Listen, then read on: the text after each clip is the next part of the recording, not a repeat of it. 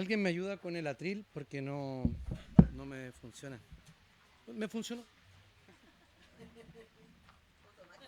Hay que tratarlo mal. Ya. Muy buenos días, que Dios les bendiga. Aquellos que no han podido saludar el día de hoy. Y también saludo a aquellos que nos están viendo por la transmisión de Facebook. Hay varios que han salido, seguramente van viajando y van participando también de este culto. Ahí sí. Como la semana pasada habíamos conversado, hemos iniciado una nueva serie sobre los profetas menores. La semana pasada tuvimos la oportunidad de ver temáticamente y tan extenso como, tan breve, un extenso libro como el de Oseas. Hoy día vamos a considerar al profeta Joel. Así que los quiero invitar a que abran su Biblia en el capítulo 2 del libro de Joel.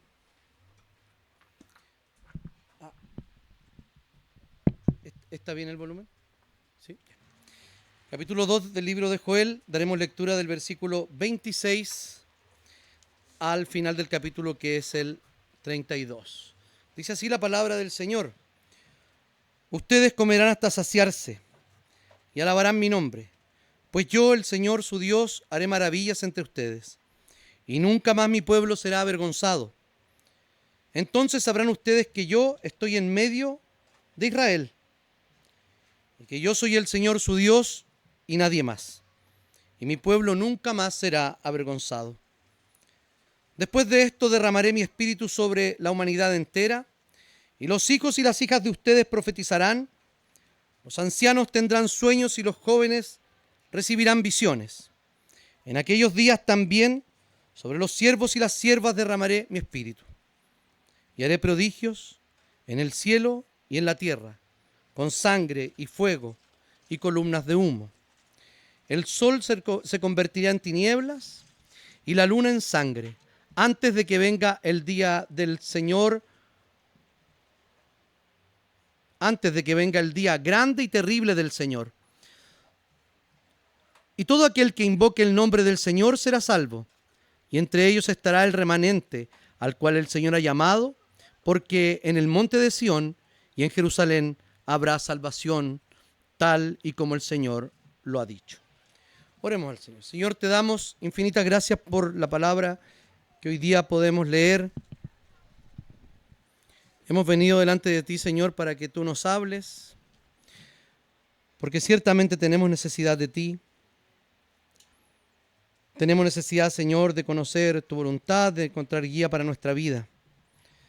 Te pedimos, Señor, que tú hoy día, así como le hablaste a tu pueblo hace tanto tiempo por medio del profeta Joel, nos hables también a nosotros por medio del profeta Jesucristo. Te damos gracias y oramos en su nombre. Amén. Respecto a cómo tenemos que mirar el Antiguo Testamento, no podemos hacerlo de otra manera sino en perspectiva cristológica. ¿A qué me refiero con esto? Cuando nosotros dejamos abandonado el Antiguo Testamento solamente al contexto histórico, que es tremendamente importante y lo vamos a ver, o lo dejamos a la exclusiva o exclusivamente el mensaje para los contemporáneos, quedamos con el mensaje incompleto. Cuando estaban camino a Maús, los discípulos, ellos iban decepcionados después de que Jesús había muerto, ¿se acuerdan? De hecho, Pedro, Juan y Jacobo vuelven a echar las redes al mar, muy decepcionados, diciendo que todo se había terminado y que la ilusión se había terminado, que Jesús había muerto y ya no quedaba nada más. Recuerden que el Señor, cuando estaban ellos, fueron a pescar y los otros que iban camino a Maús, a ambos se les apareció, y a los que iban camino a Maús dice que Él les explicó lo que decía sobre él todos los, la ley, los escritos y los profetas. La ley, el Pentateuco, los escritos, todos los libros históricos que conocemos de la Escritura, incluso los libros sapienciales de sabiduría, y luego los profetas. O sea, lo que está diciendo Jesús es una clave hermenéutica, una clave interpretativa para explicar o para entender el Antiguo Testamento. Esto quiere decir que solo a la luz de Jesucristo podemos entender el Antiguo Testamento. Y es por eso que siempre, cuando en esta iglesia predicamos sobre el Antiguo Testamento, siempre hablamos sobre Jesús. Porque ni siquiera, aunque en algunos pasajes Jesús ni siquiera esté remotamente mencionado, les voy a nombrar solo un pasaje.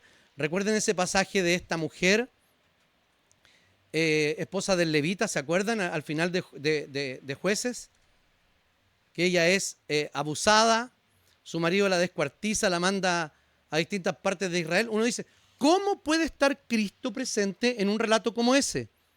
La pregunta no es tan sencilla, pero sí es aceptable.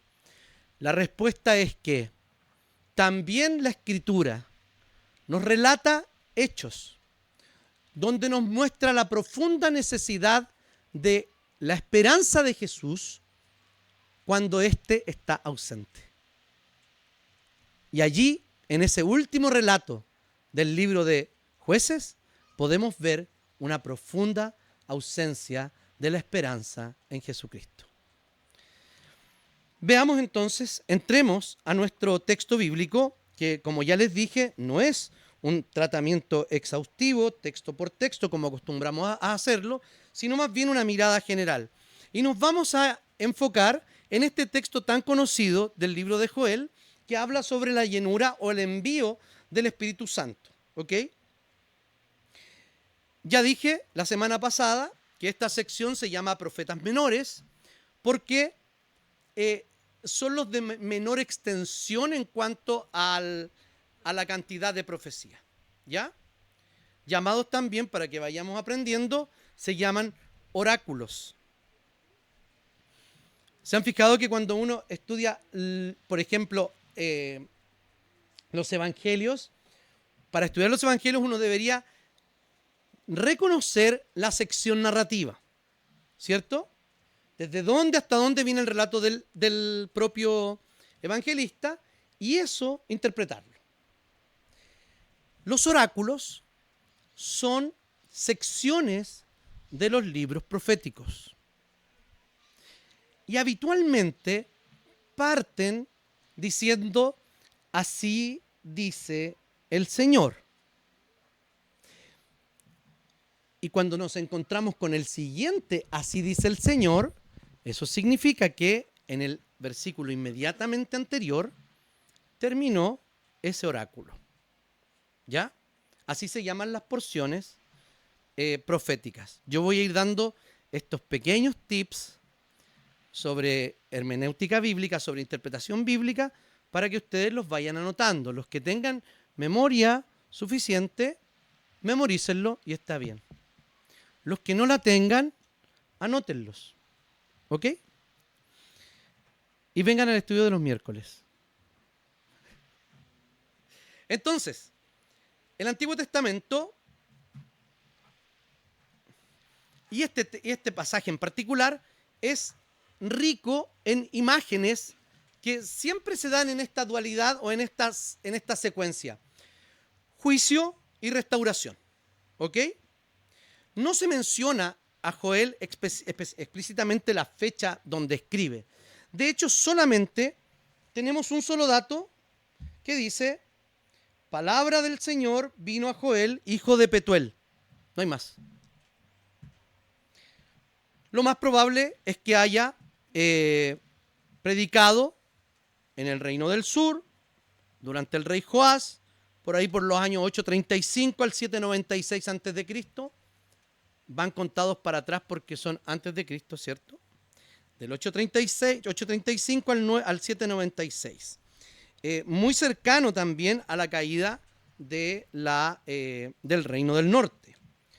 Joel, entonces, no tenemos datos suficientes para saber quién es él, pero lo que nos interesa es su profecía. Su nombre significa Jehová o Yahvé es Dios. Él llama al arrepentimiento en una perspectiva de anuncio del día del Señor, un evento de juicio divino, pero también de salvación futura. ¿Ok? En términos literarios, lo que hace Joel es mezclar algo así como una profecía profética. Si usted tiene una Biblia de papel, en la Reina Valera contemporánea nos aparece escrito comúnmente, así como ¿cómo decirlo? De margen a margen. Pero hay algunas versiones que han conservado en la estructura del texto, vale decir, más bien dicho, de la impresión de la Biblia que tienen allí, han conservado la estructura poética. Puede estar, por ejemplo, sin margen, sino con margen centrado. Y ustedes van a ver que son poesías proféticas. Entonces aquí hay podríamos decirlo, un subgénero literario de la profecía del Antiguo Testamento. ¿Ya? Entonces lo que hace es avanzar desde el juicio inmediato sobre Judá hasta la restauración gloriosa, culminando con el relato del derramamiento del Espíritu Santo y la salvación universal. Cuando digo salvación universal no me refiero a toda la humanidad, sino me refiero al cosmos completo. ¿Ok? Entonces, el texto que acabamos de leer, que es Joel 2, del 26 al 32, que, ojo, habitualmente nosotros, ¿dónde comenzamos a leer este texto? Mire su Biblia. ¿Desde dónde lo comenzamos a leer? Habitualmente desde dónde las Biblias lo tienen marcado con un título. ¿Desde el 26? No. Los que están leyendo, algunas Biblias lo marcan desde el 26. La mayoría lo marca desde el 28. Porque es el texto del derramamiento del Espíritu Santo que está en Hechos 2, predicado por Pedro en el primer sermón, el sermón llamado Sermón de Pentecostés. ¿Ok? Entonces,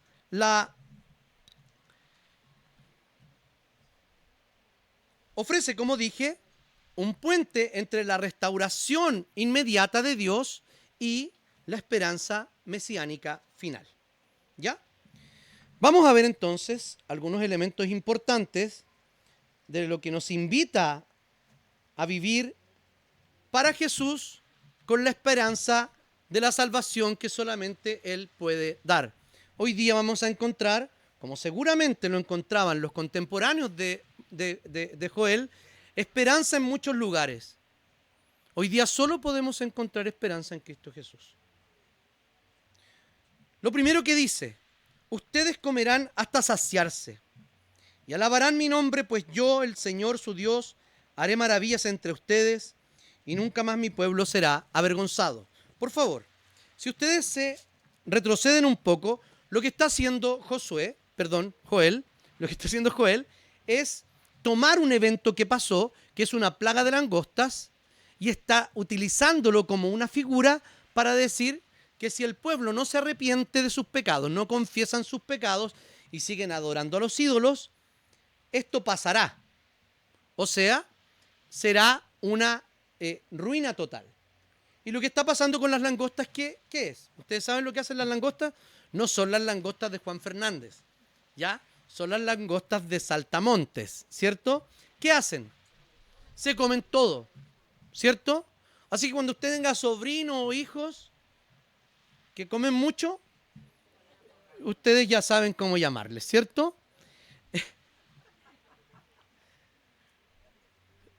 En cada familia hay uno, ¿cierto? O dos, o varios, o todos. Comerán con abundancia. A ver, ¿por qué parte diciendo esta sección comerán con abundancia?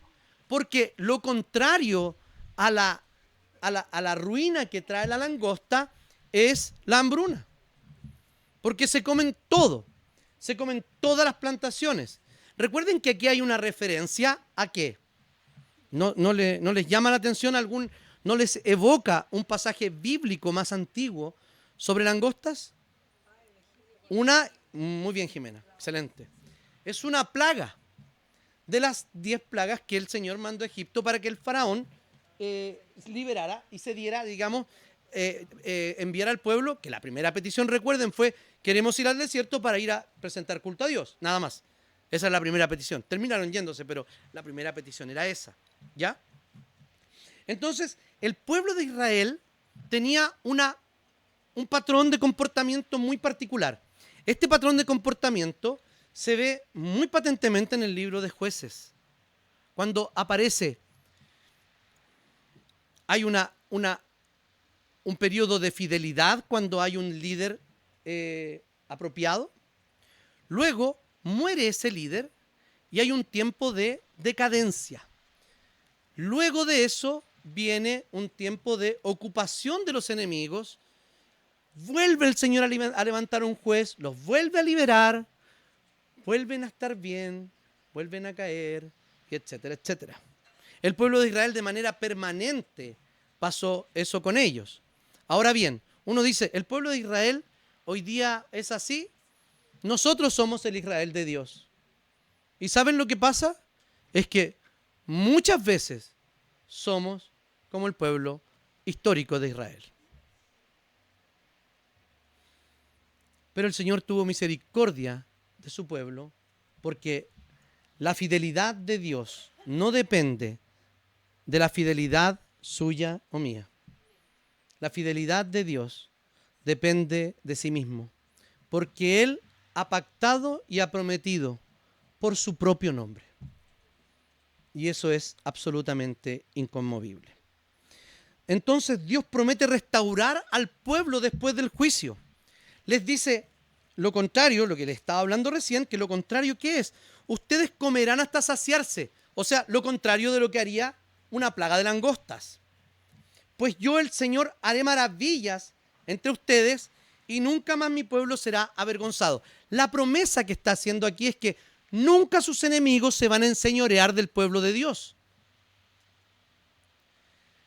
La palabra del Señor dice que ni las puertas del infierno prevalecerán contra ella. ¿De qué está hablando?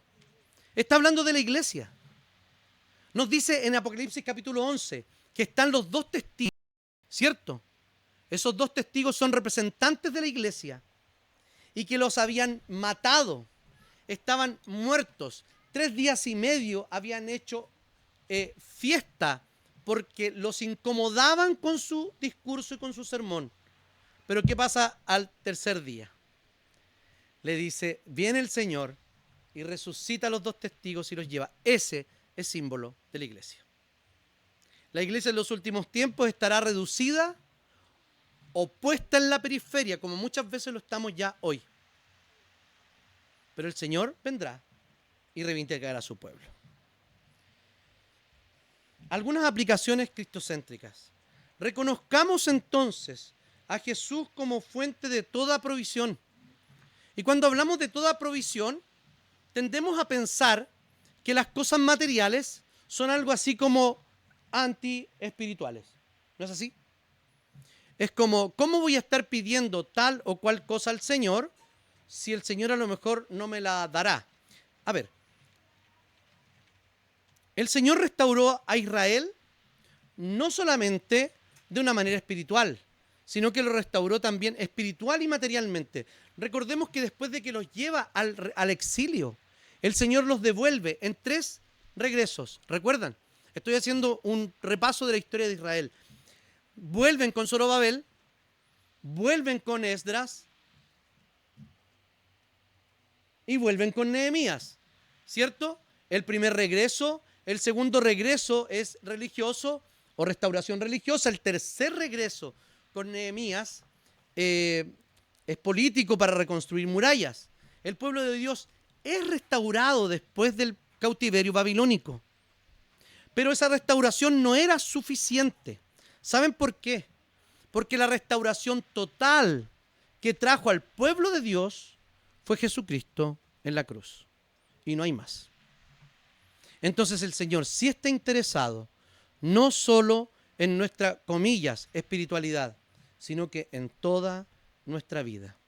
Y por eso que podemos vivir confiados. Entonces alabemos al Señor con gratitud, recordando que nuestra restauración en Cristo es completa y definitiva. El Señor ha hecho promesas respecto de nosotros. Y Él nos ha restaurado. Y Él puede restaurar nuestra vida a pesar de cualquier circunstancia. Entonces confiemos en que Cristo o en Cristo nunca seremos avergonzados. Aquí dice que mi pueblo nunca más será avergonzado. Cuando es avergonzado el pueblo, la idea de aquí de Joel es que ha sido puesto en ridículo por sus enemigos. Podemos ver nosotros que nunca en Cristo Jesús podremos ser puestos en ridículo ni por Satanás, que es nuestro peor enemigo. Incluso nuestro segundo peor enemigo somos nosotros mismos. Y el Señor es tan fiel que Él nunca nos deja de lado. Porque nuestra identidad y nuestra esperanza no pueden estar puestas en nuestras acciones, sino solamente en la persona y la obra de quien nos da esperanza y donde está fuertemente fundada la identidad y la esperanza. ¿Por qué? Porque esa la podemos encontrar solo en Cristo Jesús. En segundo lugar, la promesa del derramamiento del Espíritu Santo. Dice, derramaré mi espíritu. Después de esto dice, derramaré mi espíritu sobre la humanidad entera. La Reina Valera 60 dice, sobre toda carne. ¿Cierto?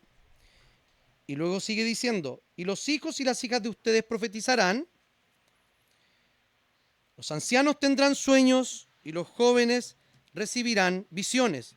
En aquellos días también sobre los siervos y siervas derramaré de mi espíritu. Lo que está explicando Joel acá, o lo que está profetizando, es que va a haber un tiempo de transformación universal cuando el Espíritu Santo sea derramado sobre todas las personas sin distinción de edad, sexo o clase, estatus social. La obra del Espíritu Santo en el Antiguo Testamento en términos de convencer a los seres humanos de pecado es la misma que hace el día de hoy. Porque si no, absolutamente nadie podría ser salvo en el Antiguo Testamento. Sin embargo, esta obra dinámica de poder lo da sobre todas las personas sin distinción. Antes lo hacía sobre algunos, sobre todo en realidad para salvación, sin embargo, para algunas cuestiones relacionadas con el templo, dones particulares para algunos. El Espíritu Santo estaba de manera especial en reyes, ¿quién sabe más? Profetas y sacerdotes. Reyes, profetas y sacerdotes. ¿Saben por qué? Porque los reyes y los profetas y los sacerdotes eran ungidos con aceite, literal. Esta unción representaba el poder del Espíritu Santo.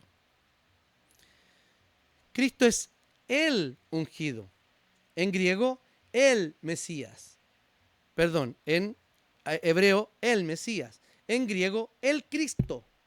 En español, el ungido, por antonomasia. Esto quiere decir que Él no era un ungido, es el ungido. ¿Por qué? Porque Cristo tiene tanto ministerio de rey, porque el Señor gobierna, tanto de sacerdote, porque es representante de nosotros a su espalda y Él delante de Dios, y es profeta, porque de espaldas a Dios es representante y mensajero de Dios delante de nosotros. Joel describe entonces este tiempo. En Hechos capítulo 2 podemos ver que Pedro está dice que en ese día se cumplió lo que dijo el profeta Joel. ¿Y qué significa esto? Significa que ya la revelación de Dios, la obra de Dios y la utilización de Dios de las personas iba a ser de manera generalizada. Eso es lo que está diciendo. Un derramamiento del Espíritu que marca una nueva era en la historia de la redención, donde el Espíritu capacita a todos y cada uno de los creyentes para testificar de Cristo Jesús. Entonces, ¿qué podemos aprender? Algunas aplicaciones cristológicas o cristocéntricas. Dependemos del Espíritu Santo para vivir nuestra vida diaria. para glorificar a Jesús. Solo Él nos puede capacitar para obedecer y para servir. Abracemos entonces la misión de proclamar el Evangelio, sabiendo que el mismo Espíritu que capacitó a los apóstoles, también nos capacita y obra en nosotros. Recordemos que el derramamiento del Espíritu Santo es una prueba de la fidelidad de Dios sobre el cumplimiento de sus promesas. El Señor, allá en el siglo VII, cuando habló Joel, prometió que derramaría su Espíritu sobre toda carne, sin distinción, sobre todo su pueblo sin distinción. Cristo hace posible esto al venir, nacer como uno de nosotros, tomar para sí una nueva naturaleza, sufrir como nosotros merecíamos sufrir y vivir como la ley nos exige que vivamos. De esta manera el Señor se transformó en nuestro sustituto perfecto. ¿Para qué? Para ascender al cielo, interceder por nosotros y cumplir la promesa que cuando Él vaya enviaría a otro consolador, a otro paracletos, a otro que está llamado a estar a nuestro lado para ayudarnos. Dios es fiel independientemente de nuestra fidelidad o infidelidad. Y promete salvación. En la última parte del texto dice así, el 30 al 32, y haré prodigios en el cielo y en la tierra con sangre y fuego y columnas de humo. El sol se convertirá en tinieblas y la luna en sangre antes de que venga el día grande y terrible del Señor. Y todo aquel que invoque el nombre del Señor será salvo, y entre ellos estará el remanente al cual el Señor ha llamado. Porque en el monte de Sión y en Jerusalén habrá salvación, tal como el Señor lo ha dicho. Una vez más podemos ver que concluye Joel esta visión apocalíptica hablando del día del Señor. El día del Señor es el día en que el Señor venga y aparezca en las nubes para venir a buscar a la esposa por la cual murió. Y esa esposa somos nosotros. ¿Usted cree que hizo algo para merecer y ser incorporado a la Jerusalén, a Sión, al cuerpo de Cristo, a ser la novia de Jesús comunitariamente? ¿Usted cree que hizo algo para eso? No. No tenemos ningún mérito. Y nada de lo que podamos hacer nos alejará del amor de Dios que es en Cristo Jesús, Señor nuestro. El evento que acabamos de leer está marcado por señales cósmicas, por un juicio universal, pero también por una promesa gloriosa que dice lo siguiente, que todo aquel que invocare el nombre del Señor será salvo. ¿Qué es invocar? Es decir, Señor. ¿Cuántos de aquí viven una vida perfecta? No podemos decir eso. ¿Cuántos confiamos en la justicia perfecta de Cristo Jesús que puso sobre nosotros para que el Padre nos viera? Solo por esa justicia podemos ser salvos. Porque si fuera por nuestros méritos, estaríamos ganando, perdiendo y perdiendo la salvación. Pedro cita esta parte en su sermón cuando está hablando del día del Señor. Y el día del Señor vendrá como ladrón en la noche para buscar a los suyos y así estar para siempre con el Señor. Entonces, algunas aplicaciones cristológicas. Invitemos a otros también a invocar el nombre del Señor como el único camino, como la única verdad y como la única vida disponible. Vivamos también con confianza en la salvación que Jesús nos ha asegurado. Aunque enfrentemos pruebas, tentaciones, sabemos que nuestra esperanza está firme en Él. Mantengamos entonces nuestra mirada en el regreso de Cristo Jesús, el día grande del Señor, viviendo vidas consagradas a Él en una espera y en una expectativa de la eternidad. Cuando hablamos de vidas santas, hablamos de algo que es contrario a vidas perfectas. Uno puede decir, ¿acaso lo santo puede ser contrario a lo perfecto? Claro que sí, porque lo santo depende de aquel que lo ha apartado para sí. Y lo perfecto es vivir por su propia cuenta de manera perfecta. Y eso solo lo puede hacer Cristo Jesús. Por eso somos santos, porque hemos sido apartados por Él para ser suyos y para ser separados de este mundo. El mensaje de Joel entonces nos lleva directamente a Jesús, quien es nuestra bendita esperanza. Él restauró nuestras vidas. Él nos dio su espíritu y Él asegura de manera perfecta nuestra salvación. Mientras vivimos en este mundo, somos llamados a reflejar la esperanza y la gratitud que proviene de conocer a Cristo Jesús. Hoy es el día de invocar el nombre del Señor. Si ya lo has hecho, entonces eres como decía un escritor, un paquetito certificado para el cielo. Vive para Él, en gratitud, en obediencia. Si aún no lo has hecho, ven a Jesús, quien es nuestra bendita esperanza, nuestro Salvador y nuestro Señor. Porque recuerden, todo aquel que no invoque el nombre del Señor será salvo. Oremos. Señor, te agradecemos y te bendecimos en esta mañana por tu palabra. Te rogamos que la atesores en nuestro corazón. Necesitamos de ti, Señor. Y te pedimos que podamos vivir confiados como tu palabra nos invita a vivir. Oramos en el nombre y en los méritos de aquel